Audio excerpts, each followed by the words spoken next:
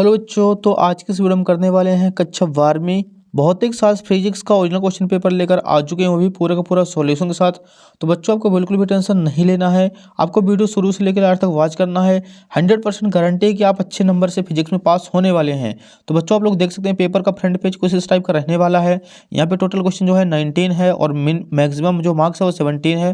Front page कुछ इस type का है, आप देख सकते हैं। यहाँ पे नीचे QR कोड भी दिया गया बच्चों, मतलब पूरा का पूरा जो क्वेश्चन पेपर है अपना ओरिजिनल है। तो आपको बिल्कुल भी टेंशन नहीं लेना है, वीडियो को शुरू से लेकर आखिर तक वॉच करते रहना है। और बच्चों आपसे एक रिक्वेस्ट है कि आप हमारे साथ ही पेन कॉपी लेके आप बैठ जाइए। आप कॉपी में नोट डाउन करते रहेंगे तो आपकी ज़्यादा प्रैक्टिस होती रहेगी और आपके दिमाग में क्वेश्चन फिट होता चलेगा। तो आपको बिल्कुल भी वीडियो स्किप नहीं करना, पेन कॉपी लेके बैठ जाना है। देखिए पहला क्वेश्चन इसका, यहाँ पे प्रत्येक प्रश्न में दिए गए विकल्पों में से सही विकल्प चुनकर लिखिए, जो कि 7 नंबर के हैं। मतलब ओरिजिनल पूरा का पूरा क्वेश्चन पेपर है, क्योंकि बहुत सारे यूट्यूब चैनल वाले आपको 5-5 नंबर के ऑब्जेक्टिव टाइप प्रोवाइड करवा रहे हैं। तो आपको बच्चों फेक पेपर से दूर रहना है।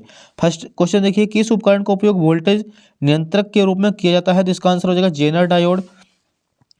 क्वेश्चन बी है, ओमी प्रतिरोध है तांबे का तार। सी नंबर, संयुक्त सूक्ष्मदर्शी में नेत्रिका की फोकस दूरी अभिदर्शक की फोकस दूरी से अधिक होती है। एक प्रोटॉन में न्यूनतम आवेश 1.6 × 10⁻⁻19 कूलम होता है। कि अगला प्रश्न देखिए, ई नंबर, किसी कुंडली का स्वप्रेरकत्व निर्भर नहीं करता। तो इसका आंसर हो जाएगा कुंडली में प्रवाहित धारा पर।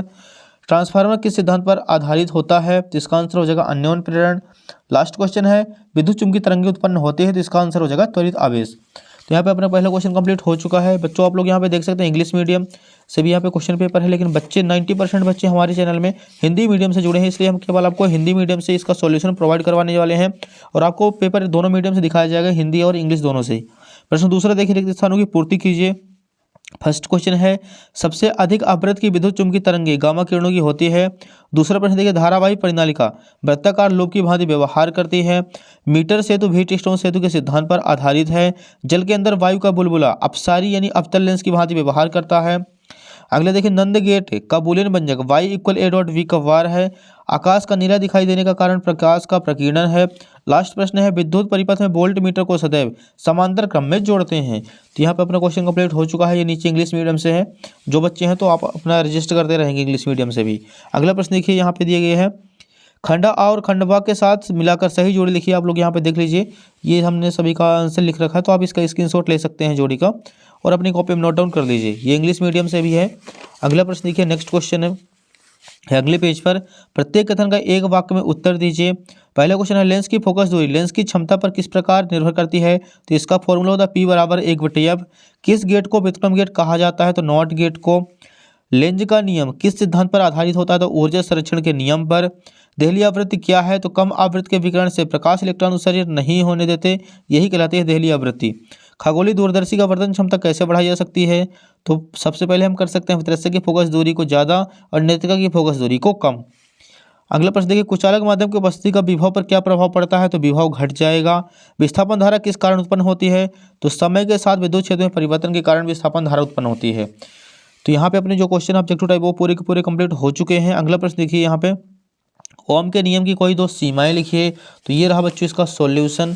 ये आंसर हमने यहाँ पे लिख रखा है। तो आपको सबसे पहले यहाँ पे उत्तर क्रमांक 5 डाल देना है, हेडिंग डालनी है ओम के नियम की सीमाएं। आपको ऐसे ही बच्चों लाइन खींचनी है, ताकि आपको जो कॉपी है वो एकदम साफ सुथरी नीट एंड क्लीन दिखे। अगला प्रश्न देखिए, छठवां है, लॉरेंज बल क्या है? ये रहा इसका आंसर। आपको स्क्रीनशॉट ले लेना है और अच्छी तरीके से याद कर लेना है।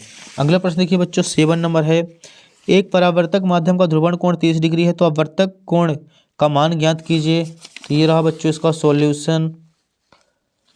आप लोग देख सकते हैं, इसका आंसर आ जाएगा 1/10√3। अगला प्रश्न है 8वां, विद्युत चुम्बकीय प्रेरण के लिए फैराडे का दूसरा नियम लिखिए। तो ये रहा फैराडे का दूसरा नियम, प्रेरित विद्युत वाहक बल का मान चुंबकीय फ्लक्स में परिवर्तन की दर के अनुक्रमानुपाती होता है। सूत्र के रूप में एप्सिलॉन इक्वल -d∅v/dt आ जाएगा इसका आंसर। अगला देखिए 9वां क्वेश्चन है, सिद्ध कीजिए कि विद्युत क्षेत्र के समांतर किसी पृष्ठ से गुजरने वाला विद्युत फ्लक्स का मान सदैव शून्य होता है। तो ये रहा बच्चों इसका सॉल्यूशन। आप स्क्रीनशॉट ले लीजिए क्वेश्चन नंबर 9 का। थोड़ा सा बड़ा है बच्चों, लेकिन है बहुत सिंपल।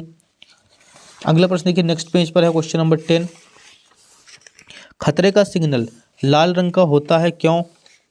ये क्वेश्चन नंबर 10 है। तो इसका आंसर आप लोग यहाँ पे देख सकते हैं कि लाल रंग के प्रकाश का तरंगदैर्घ्य अधिक होता है, जिससे रेले के नियमानुसार वायुमंडल के अणुओं द्वारा लाल रंग के प्रकाश का प्रकीर्णन बहुत कम होता है, अतः लाल रंग के सिग्नल को दूर से देखा जा सकता है। तो ये हो गया अपना क्वेश्चन नंबर 10। नेक्स्ट क्वेश्चन देखिए, निरोधी विभव क्या है। तो ये रहा इसका आंसर। द्रव तरंगों के कोई दो गुण लिखिए, आप इसका अथवा कर लीजिए। द्रव तरंगे प्रत्येक गतिमान कण से संबंध होती हैं, और दूसरा हो जाएगा द्रव तरंगे विद्युत चुंबकीय तरंगे नहीं होती। नेक्स्ट क्वेश्चन नंबर देखिए, क्वेश्चन नंबर 12 हमारे सामने। एन प्रकार का अर्धचालक और पी प्रकार के अर्धचालक में कोई दो अंतर लिखिए। तो ये रहा बच्चों इसका सॉल्यूशन। एन प्रकार का अर्धचालक, पी प्रकार का अर्धचालक, इसमें बहुसंख्यक आवेशवाहक इलेक्ट्रॉन होते हैं, इसमें बहुसंख्यक आवेशवाहक होल होते हैं, इसमें अल्पसंख्यक आवेशवाहक होल होते हैं, इसमें अल्पसंख्यक आवेशवाहक इलेक्ट्रॉन होते हैं। तो अपना 12 नंबर क्वेश्चन कंप्लीट हो चुका है। अगले प्रश्न देखिए, 13 नंबर यहाँ पे दिया गया है। आप इसका अथवा कर सकते हैं। किसी सेल के विद्युत वाहक बल विभवांतर और आंतरिक प्रतिरोध में संबंध स्थापित कीजिए। ये रहा बच्चों इसका सॉल्यूशन।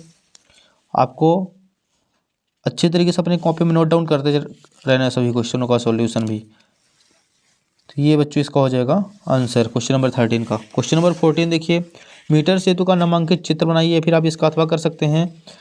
विद्युत परिपथ की सहायता से विभव मापी के सिद्धांत को समझाइए। तो ये हो जाएगा सबसे पहले विभव मापी के डेफिनेशन, एंड इसके बाद हमें इसका सिद्धांत यहाँ पे समझा देना है थोड़ा सा। ये आ जाएगा इसका पूरा आंसर। यहाँ लास्ट में लिख देना, यही विभव मापी का सिद्धांत है। अगला प्रश्न देखिए, 15 नंबर है। सरल सूक्ष्मदर्शी एवं खगोलीय दूरदर्शी में अंतर लिखिए कोई 3। ये रहा बच्चों इसका आंसर। सरल सूक्ष्मदर्शी, खगोलीय दूरदर्शी, इसमें एक उत्तल लेंस का प्रयोग होता है, इसमें दो उत्तल लेंसों का प्रयोग होता है, इसमें लेंस की फोकस दूरी बहुत कम होती है, इसमें अभिदर्शक लेंस की फोकस दूरी ज़्यादा तथा नेत्रिका लेंस की फोकस दूरी कम होती है। अगले देखिए, इसमें आँख को लेंस के बहुत ही पास रखना चाहिए, इसमें आँख को नेत्रिका लेंस के पास रखना चाहिए। तो ये हो जाएगा अपना क्वेश्चन नंबर 15 का आंसर। अगला देखिए, क्वेश्चन नंबर 16 जो है बच्चों नेक्स्ट पेज पर दिया गया है। ये रहा 16 क्वेश्चन, जो कि बच्चों न्यूमेरिकल है। तो आपको अच्छे तरीके से इसको नोट डाउन कर लेना अपनी कॉपी में। ये आप लोग देख सकते हैं यहाँ पे एनपी की वैल्यू 8000 है, भीपी की वैल्यू 4000 है, एनएस हमें ज्ञात करना है, भीएस दिया है जो कि 440 है।